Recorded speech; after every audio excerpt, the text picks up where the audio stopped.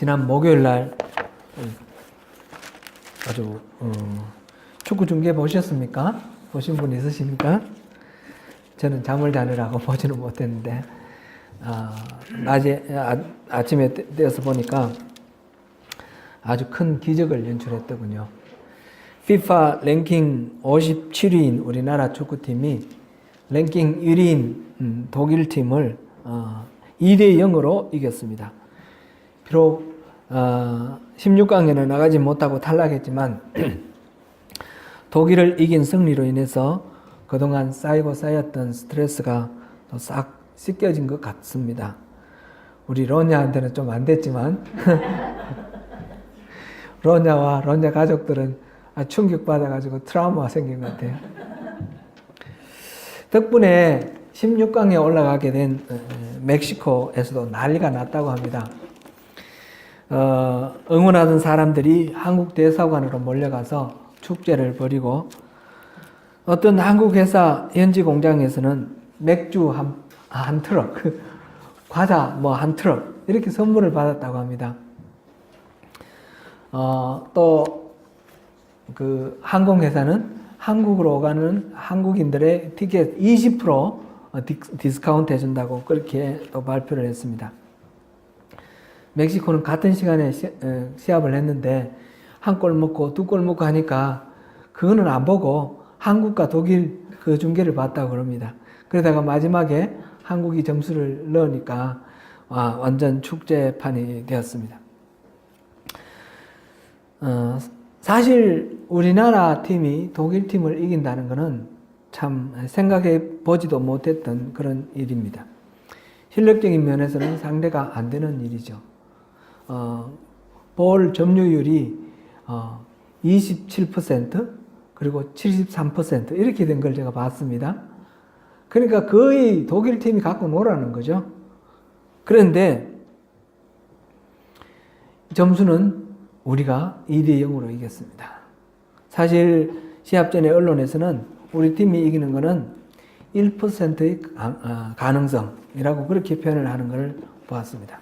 정말 신락 같은 그런 가능성이죠.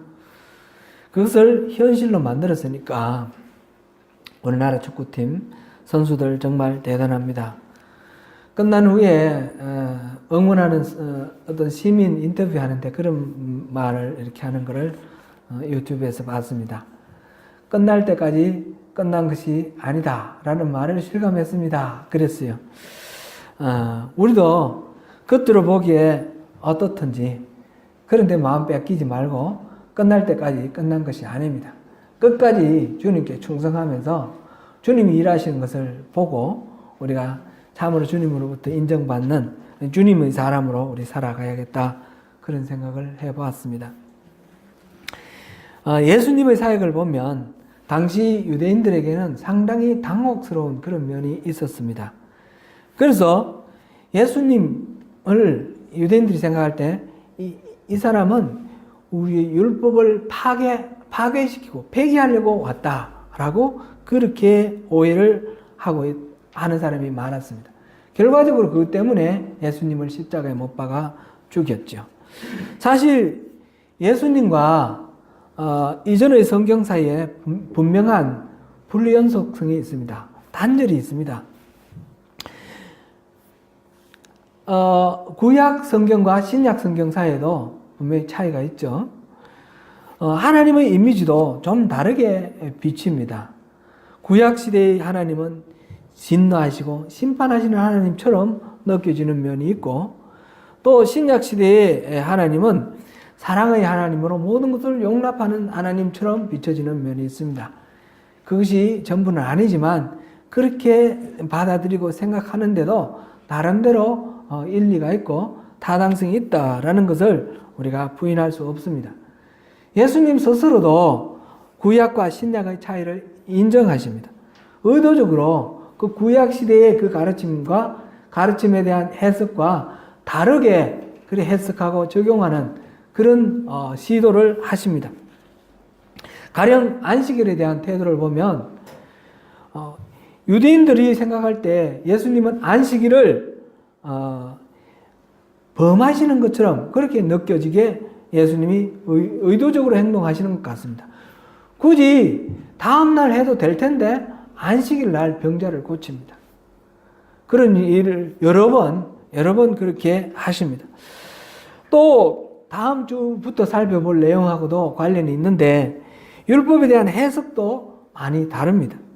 살인하지 말라라는 그 말씀을 들으면서 형제를 욕하고 형제를 형제에게 노하고 이런 것은 살인하는 거나 마찬가지로 심판을 받는다고 말씀을 하십니다. 간음하지 말라는 말씀을 들으면서 음욕을 품고 여자를 바라보면 간음하는 거나 마찬가지다. 그렇게 말씀을 하십니다. 행동으로 나타난 결과만 보는 것이 아니라 그 사람의 심중의 동기까지 보시면서 말씀을 하시고 율법을 적용하시는 것을 봅니다. 그러니 예수님을 따르는 제자들 생각에 우리 선생님은 이제 율법하고 전혀 다른 새로운 종교, 새로운 신앙을 우리에게 심어주시려나 보다. 이런 식으로 생각하기도 합니다. 그러나 예수님은 절대 그런 의도가 아니었습니다. 오늘 17절, 18절 우리 다시 한번 읽어보겠습니다. 같이 읽습니다. 시작. 내가 율법이나 선지자를 폐하러 온 줄로 생각하지 말라. 폐하러 온 것이 아니요 완전하게 하려 함이라. 진실로 너에게 이르노니 천지가 없어지기 전에는 율법의 1.1획도 결코 없어지지 아니하고 다 이루리라. 아멘. 여기서 1.1획이라는 거 작은 점 하나 글씨 쓸 때 획 하나 이것도 없어지지 않을 것이다 라고 말씀하십니다. 문자적으로 이 말씀 조금도 변경 없이 그대로 철저히 지켜져야 한다 그런 뜻은 아닙니다. 유대인들은 그렇게 이해를 했습니다. 그러나 예수님이 말씀하시는 바는 그 살인하지 말라라든지 또는 간음하지 말라라든지 이 말씀을 해석하는 데서 우리가 충분히 이해할 수 있듯이 율법의 그 하나하나 각 조항에 하나님의 뜻이 담겨 있고 하나님의 의도가 담겨 있는데 그 뜻은 반드시 이루어져야 한다라는 그런 말씀인 것입니다. 그러므로 천지가 없어지기 전까지는 율법의 작은 한 부분도 폐지되지 않고 다 이루어진다. 그렇게 말씀하십니다.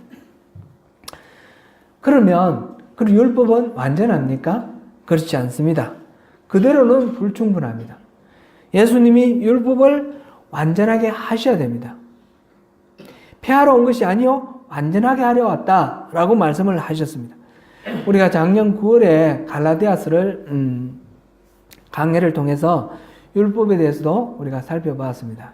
갈라디아서의 중요한 주제가 율법에 대한 이해인데 거기에서 우리가 볼 때에 이런 내용 우리 살펴본 적이 있는데 기억나시는지 한번 환기해 보십시오.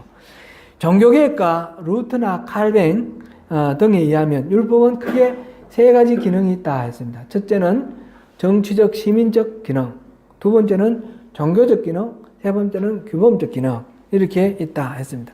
우리는 이 내용을 성경 내용에 따라서 우리 세 가지로 살펴보았습니다. 율법의 용도 세 가지. 첫째는 이 정치적 시민적 기능과 관련되는 것으로서 율법은 우리의 죄를 드러낸다 하는 것을 보았습니다. 우리는 율법을 통해서 죄를 인식하고 깨닫게 됩니다. 율법이 없었으면 그 죄인 줄도 모르고 지나갔을 텐데 율법에 명시되어 있는 것을 보고 아 이거는 죄구나 하나님이 이걸 싫어하시는구나 하는 것을 깨닫게 되었습니다. 그것을 위해서 하나님께서 우리에게 율법을 주셨습니다. 죄를 깨닫게 하시기 위해서. 율법은 마치 병원에서 우리 눈에 보이지 않는 우리 내부에 있는 신체의 장기에 무슨 문제가 있나 없나 살펴보기 위해서 찍는 엑스레이 사진 같습니다. 이걸 통해서 문제를 발견하는 것입니다. 두 번째 율법의 용도는 그 종교적 기능과 관련되는 것입니다. 율법은 우리를 그리스도께로 인도하는 초등교사 또는 몽학선생으로 표현되어 있는 그런 용도가 있습니다. 율법을 지키려고 노력하다 보면 우리는 우리 인간의 한계를 깨닫습니다. 죄성을 깨닫고 우리는 어쩔 수 없는 그런 존재라는 사실을 깨닫고 주님께 의지를 합니다. 십자가, 예수 그리스도 십자가 그 은혜를 의지하게 됩니다. 그렇게 해서 율법이 그리스도께로 인도하는 기능이 있다라는 것이죠. 그것을 위해서 예수님께서 우리에게 율법을 초등교사, 몽학선생의 용도로 우리에게 주셨습니다. 세 번째는 율법의 규범적 기능입니다. 율법은 우리 삶의 규범이 됩니다. 율법에 대해서 얘기를 하면, 잘못 이해를 하면 율법은 우리를 멸망하게 하는 아주 저주스러운 그런 것으로 오해할 수가 있는데 그것이 아닙니다. 율법주의가 나쁜 것이지 율법 자체가 나쁜 것이 아니라는 것이죠. 율법은 우리의 삶의 규범이 됩니다. 제가 그때 말씀 전할 때 그런 예를 들었던 기억이 납니다. 제 전방에 그 지뢰지대가 있고 거기에 지뢰를 표시해 놓고 길이 아니면 가지 말라 적어놨는데 그 아름다운 풍경, 아름다운 식물들, 그 동물들 뛰노는 모습도 보이고 그게 들어가서 마음껏 우리가 자연을 즐기지 못하게 하는 것은 우리를 자유를 억압하기 위해서 그런 것이 아니라 우리를 안전하게 보호하기 위해서 그렇게 길을 만들어 놓은 것입니다. 율법이 바로 그렇다는 것이죠. 그 율법을 어기게 되는 것은 우리가 자유를 누리는 것처럼 생각하지만 그것은 우리가 죄를 짓게 되는 것이고 우리가 망하는 길입니다. 그래서 율법은 우리를 안전하게 지켜주는 규범입니다.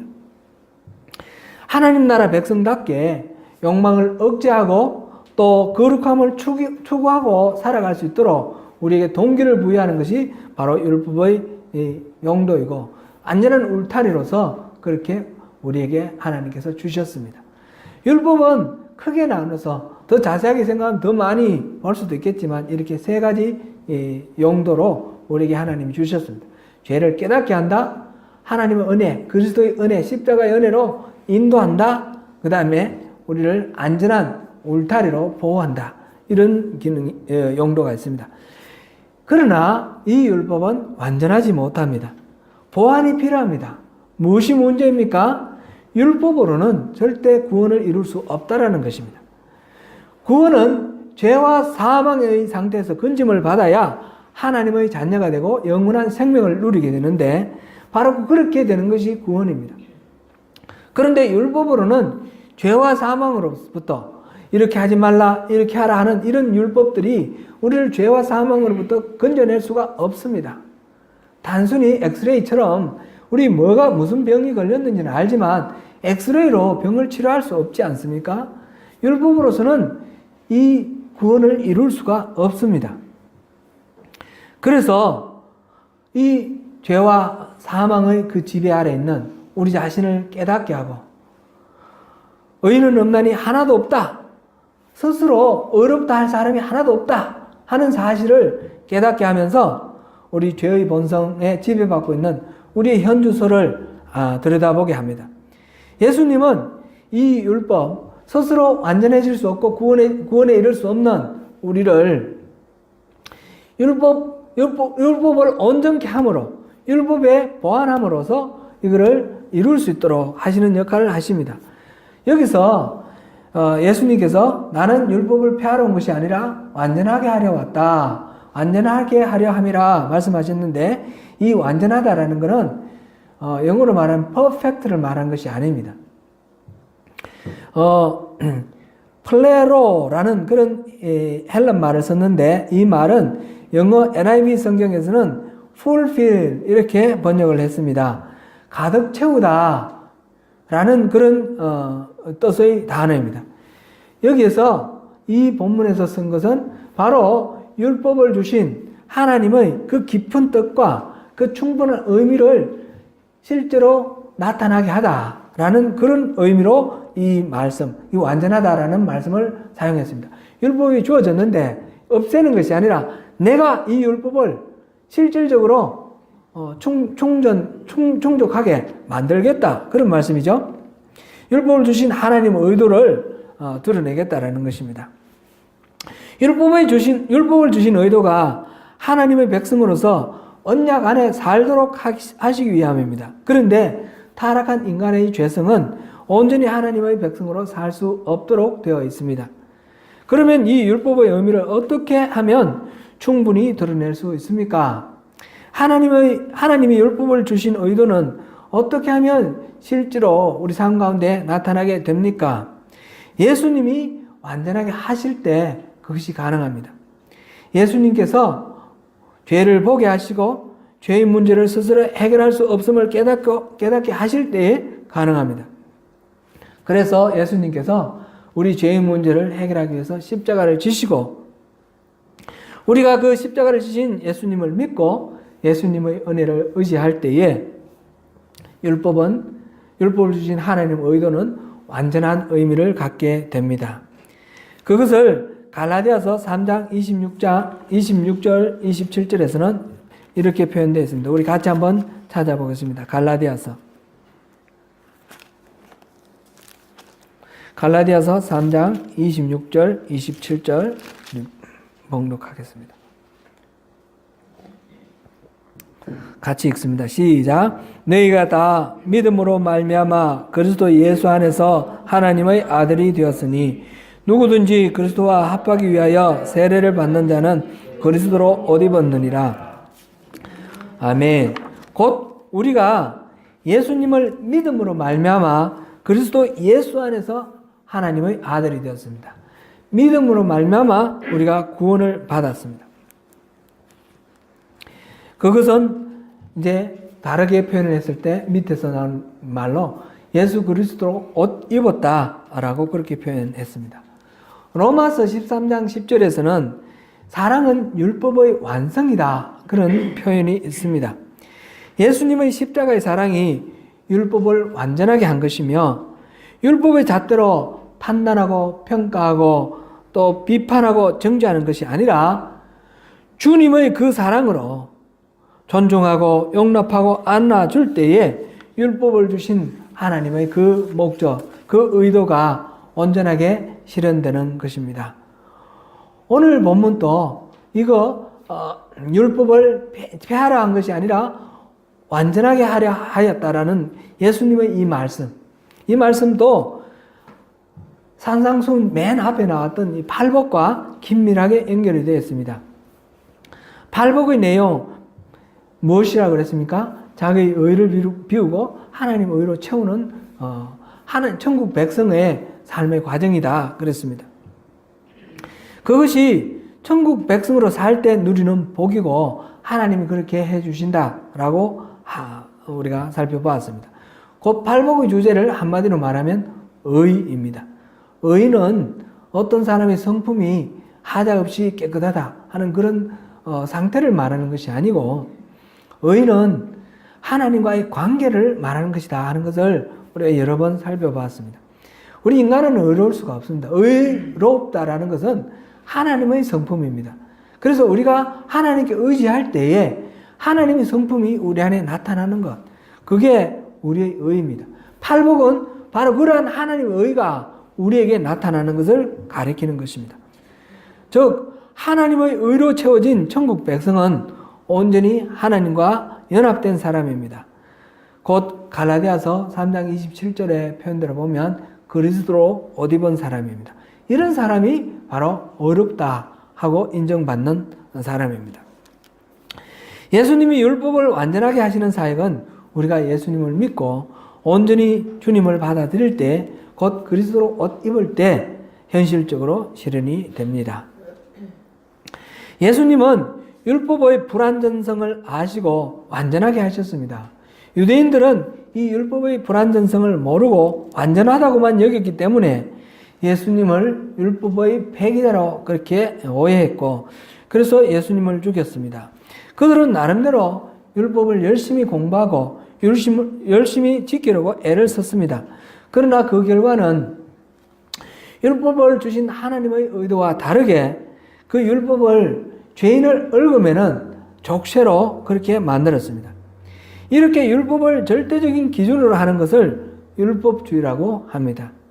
사실은 이들은 율법을 있는 그대로 다 지킨 것이 아닙니다.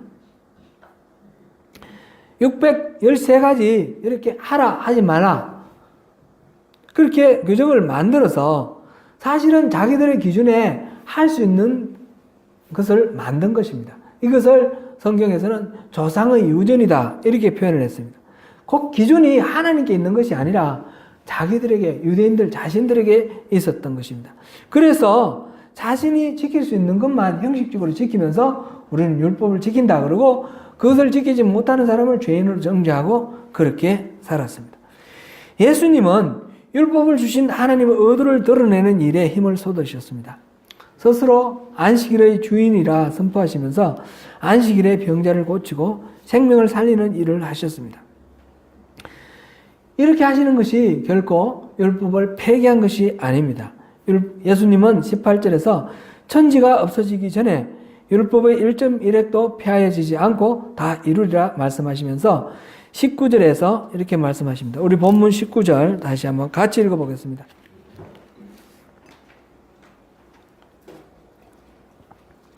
그러므로 누구든지 이 계명 중의 지극히 작은 것 하나라도 버리고 또 그같이 사람을 가르치는 자는 천국에서 지극히 작다 일컬음을 받을 것이요 누구든지 이를 행하며 가르치는 자는 천국에서 크다 일컬음을 받으리라 라고 말씀하셨습니다. 어떤 사람은 이 말씀을 구약 성경을 문자적으로 완전하게 지켜야 한다는 의미로 해석하기도 합니다. 그래서 지금도 안식일을 지켜야 된다 그러고 유월절을 지켜야 된다 그러고 하는 그런 주장도 있고 그런 교파도 있습니다. 그러나 예를 들어서 성경에 바울 사도가 말하기를 거룩한 입맞춤으로 서로 무난하라 그렇게 했는데 그러니까 성경에 나왔으니까 문자적으로 지켜야지 하면서 제가 이제 예배 마치고 여러분들 나가실 때 전부 입맞춤을 한다 그러면 여러분 기절하시겠죠. 그건 이상한 생각이에요. 그죠? 그런 식으로 문자적으로 지켜야 된다는 뜻은 아닙니다. 성경에는 많은 부분 문화적인 요소가 있습니다. 거룩한 입맞춤으로 무난하라 이 말은 서로 인사할 때 건성건성으로 그렇게 인사하지 말고 정말 마음을 실어서 서로 사랑하는 마음으로 인사하라는 뜻입니다. 실제로 신약시대에는 구약시대의 제사법대로 제사하지 않았습니다. 성전이 파괴되었고 없었기도 했지만은 그 이전에 성전을 성전답게 대하지 않는 율법의 준수는 사실상 의미가 없었기 때문입니다. 예수님은 그래서 성전을 정화하러 가셨습니다. 그러나 예수님은 20절에서 말씀하십니다. 20절도 같이 한번 읽어보겠습니다. 시작. 내가 너희에게 이르노니 너희 의가 서기관과 바리새인보다 더 낫지 못하면 결코 천국에 들어가지 못하리라. 아멘. 예수를 믿음으로 구원을 받는 것이고 행위로 구원을 받는 것이 아니다라는 이 교리는 결코 틀린 말은 아닙니다. 맞는 교리입니다. 그러나 이 교리 이것이 잘못 적용되었을 때 삶이 아무렇든지 간에 그냥 믿음만 있으면 된다. 믿는다라고 생각하고 믿는다라고 말하면 되는 것으로 그렇게 생각하고 가르치고 그렇게 살아가는 경향이 있습니다. 오늘날 한국교회에서 많은 논쟁이 일어나는 부분도 그런 것입니다. 믿는다 하면서 삶으로는 그 믿음이 나타나지 않는데 믿음으로 구원받는다, 행위로 구원받는 것이 아니다 이렇게 말을 합니다. 예수님께서는 우리의 의가 서기관과 바리새인의 의보다 낫지 못하면 결코 천국에 들어가지 못한다 그렇게 말씀하십니다. 이것은 우리의 삶으로 그 믿음이 드러나야 한다, 표현되어야 한다라는 그런 말씀입니다. 우리가 예수님의 말씀을 들을 때에 삶 속에 그 말씀을 실천하는 것이 있어야 한다는 것입니다. 구약시대 율법뿐만 아니라 신약시대 성경에 기록된 많은 이 계명들 이것을 전체적으로 우리가 율법이라 말할 수 있습니다. 이 율법을 그냥 문자적으로 지켜야 된다고 하는 것은 율법주의입니다. 그러나 그 율법 속에 담겨있는 하나님의 의도, 뜻, 그것은 우리가 깊이 묵상하면서 그것이 우리 삶 속에 드러나야 됩니다. 믿음이 뭐라 했습니까? 우리가 재작년부터 우리 여러 번 강조를 했습니다. 믿음이라는 것은 어떤 사실이 그렇다라고 팩트를 인정하는 것이 믿음이다. 그렇게 말하지 않습니다. 믿음은 자기가 믿는 바대로 확신하는 것, 믿습니다. 그러면 믿음이다. 그렇게도 말하지 않습니다. 믿음은 그 대상을 신뢰해서 그 대상의 말씀대로 내 인생을 거는 것입니다. 하나님을 믿는다면 하나님이 말씀하시는 대로 그 말씀대로 내 인생을 걸고 살아가는 것, 그것이 믿음입니다. 예수님의 가르침대로 내가 살아가는 것, 그것이 믿음인 것입니다. 믿음은 절대로 관념이 아닙니다. 믿음은 삶의 변화이며 존재의 변화이며 가치의 변화입니다. 지난 시간에 우리 소금의 맛 말했습니다. 그리스도인의 맛, 소금의 맛처럼 그리스도인의 가치관이 있어야 됩니다. 그것은 세상의 가치관과 다른 하늘나라 백성의 가치관, 성경에서 가르치는 하나님 나라의 그 원리, 그것을 우리 삶 속에 실천하며 살아가는 것, 그것이 믿음입니다. 사랑하는 성도 여러분, 천지가 없어지기 전에 변함 없으신 우리 주님의 말씀을 듣고 실천하심으로 그리스도로 옷 입어 주님의 의를 우리 삶에 온전히 드러내시는 저와 여러분이 되시기를 축원합니다. 기도하겠습니다.